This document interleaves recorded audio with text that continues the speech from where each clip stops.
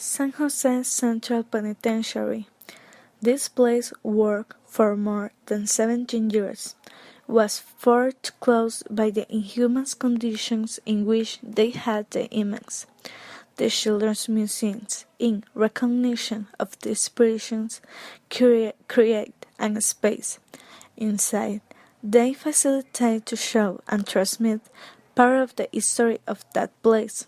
Arriving at this place, the students observe an illustration of the conditions in which the prisoners were, pictures of the people who lived there, and also they could understand a little of the history and what the prisoners took and lived.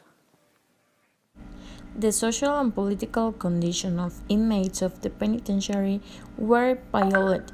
They lived in misery, abandonment, and violation of their rights as moral and mental human beings as persons. This was designed for 300 interns, but they arrived to house more than 1,300 inmates. Some didn't have basic sleep elements like a bed or blanket. The utensils for eating were inadequate. They used jars or cans. Others received It food was shocking in to their me hands. to observe the life that these men took, the utensils that they used to feed themselves, the beds and guide mentioned to us that place was for 350 persons and it arrived hampered more than 1,000 people. From its dark corridor we saw blanket, pain, sadness, and despair. It became a building that shared all the smiles and joy of those who visited.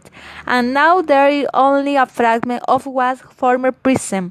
Some that future generations have an example of what it was in the past. In the penal one, there took place a system of communication. This was important because the people were speaking in different ways. For example, verbal, sonorous, and not verbal. The verbal communication was one of the most spoken in the inverse conversation. This sonorous communication was with speaking by means of shouts, and the not-verbal communication that was including make codes.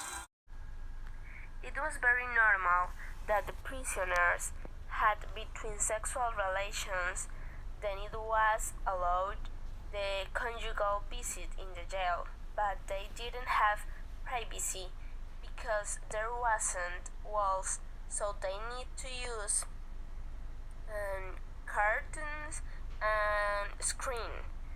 There were a lot of techniques like travestism, where the men were dressed as a woman, and cacherismo, that is only men have the power above the other, and violation. It was normal in the jail for prove the power in front of the others, and the prostitution.